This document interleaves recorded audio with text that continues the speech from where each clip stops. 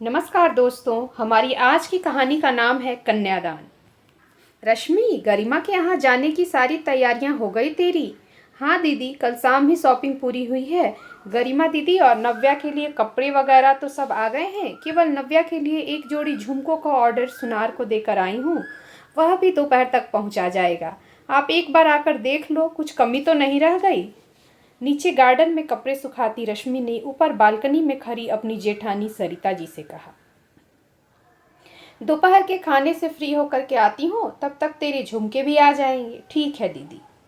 यह थी रश्मि और उनकी जेठानी सरिता जी, जो एक ही मकान के ऊपर और नीचे अलग अलग मंजिलों पर रहती हैं। और यह तैयारी चल रही थी उनकी इकलौती ननद गरिमा के बेटी नव्या की शादी की।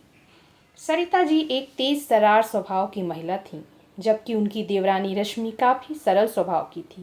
इसी बात को महसूस करते हुए सास ने अपनी जिंदगी में ही दोनों की गृहस्थी अलग अलग करवा दी थी, ताकि आपसी प्रेम बना रहे और परिवार में कलह पैदा ना हो। खैर, रश्मि ने बड़े ही मन से नव्या की शादी की खरीदारी की थी। नव्या के लिए खरीदी गई चीजों को सहेजते सहेजते रश्मि अतीत की यादों में खो गई। उसकी शादी के 4 महीनों बाद अचानक एक दिन उसकी सास ने कहा, गरिमा का फोन आया था, शाम की गाड़ी से वह आ रही है। लेकिन अचानक, अभी तो वह कुछ दिनों पहले देवर जी की शादी से वापस लौटी हैं। जेठानी सरिता जी ने कहा, शाम को गरिमा घर आती है। वह कुछ बीमार और कमजोर सी लग रही थी। चाय नाश्ते और थोड़ा आराम करने के बाद जब पूरा परिवार एकत्र हुआ तो गरिमा ने अपनी बात शुरू की। उसने बताया कि डॉक्टर ने उसे ब्रेस्ट कैंसर बताया है। गरिमा की शादी काफ़ी रईस खानदान में हुई थी। उसके पति उसे इलाज के लिए अमेरिका ले जाना चाहते थे।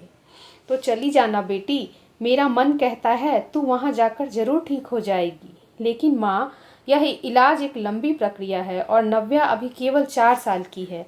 इसकी दादी की भी उम्र हो गई है, वह इसे कैसे संभाल। बड़ी भाभी, आपके दोनों बेटे तो अब स्कूल जाने लगे हैं। क्या आप मेरे ठीक होने तक नव्या की जिम्मेदारी ले पाएंगी?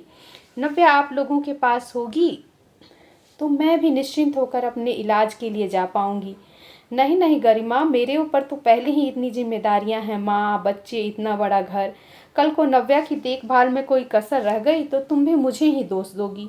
मुझे तो माफ़ करो। अच्छा होगा कि तुम अपने घर पर ही नव्या की देखभाल के लिए एक आया रख दो। बाकी तो तुम्हारी सास देख ही लेंगी।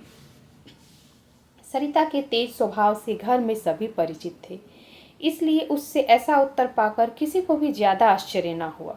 लेकिन गरिमा का चेहरा उतर गया। तभी रश्मि ने नव्या को अपनी गोद में लेते हुए कहा, मैं संभालूंगी इसे। दीदी, आप निश्चिंत होकर अपना इलाज करवाएं। आज से नव्या मेरी जिम्मेदारी है। लेकिन बहू, तुम्हें आए अभी कुछ ही दिन हुए हैं, सासू माँ ने कहा। इतनी सी बच्ची की जिम्मेदारी उठाना आसान नहीं। पास ही बैठी सरिता रश्मि के कानों में फुसफुसा कर कहने लगी, पागल हो गई हो क्या? नई नई शादी हुई है तुम्हारी, दूसरी की मुसीबत को क्यों अपने गले लगा रही हो? रश्मि ने सरिता की बातों को अनसुना करते हुए कहा, मैं संभाल लूंगी नव्या को, और माँ जी तो हैं ही मेरी मदद करने के लिए। दीदी, आप निश्चिंत होकर जाएं। गरिमा की आंखों से आंसू बहने लगे और उसने रश्मि का धन्यवाद किया। तब से लेकर के रश्मि ने अपनी बेटी की तरह नव्या की देखभाल की। उसके रहने, खाने, पीने, सोने से लेकर सभी चीज़ों की जिम्मेदारी उसने अपने कंधों पर ले ली थी। ऐसा लगता था मानो वह उसी की बेटी हो। नन्ही सी बच्ची नव्या भी रश्मि से इस तरह घुल मिल गई थी कि वह सारा दिन उसी के आगे पीछे घूमती रहती। इसी तरह से 3 साल बीत गए और गरिमा स्वस्थ होकर वापस आ गई। तब तक रश्मि भी माँ बनने वाली थी। कितना रोई थी नव्या वापस जाते समय, और रश्मि भी कई दिनों तक यूं ही उदास हो बैठी रहती थी।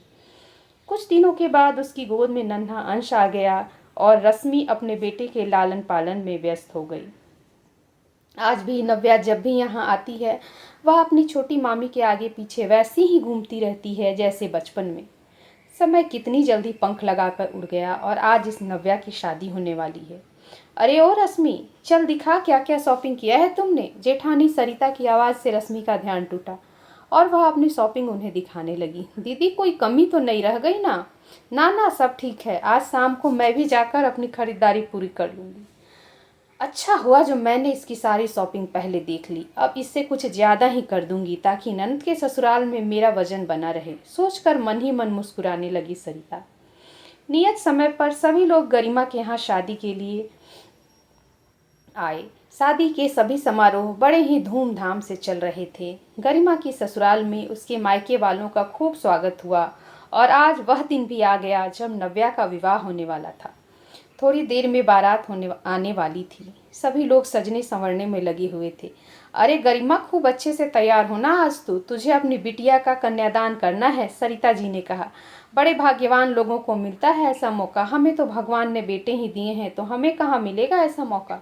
लेकिन बड़ी भाभी, नव्या का कन्यादान रश्मि करेगी, मैं नहीं। यह क्या कह रही है तू गरिमा? एक ही तो बेटी है तेरी। हाँ जीजी, दीदी ठीक कह रही हैं, रश्मि ने कहा।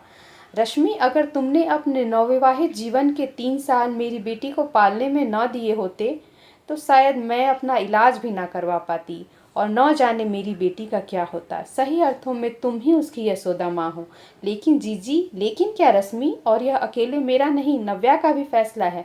वह भी चाहती है कि तुम उसका कन्यादान करो। हाँ छोटी मामी, मैं भी चाहती हूँ कि आप ही मेरा कन्यादान करें। क्या आप मेरी यह इच्छा पूरी नहीं करेंगी? रश्मि की आंखों से आंसुओं की धारा बहने लगी। उसने कभी सोचा न था उसके प्रेम और समर्पण का ऐसा सुंदर फल, ऐसा सम्मान मिलेगा उसे। उसने खुशी खुशी नव्या का कन्यादान किया। थैंक्स।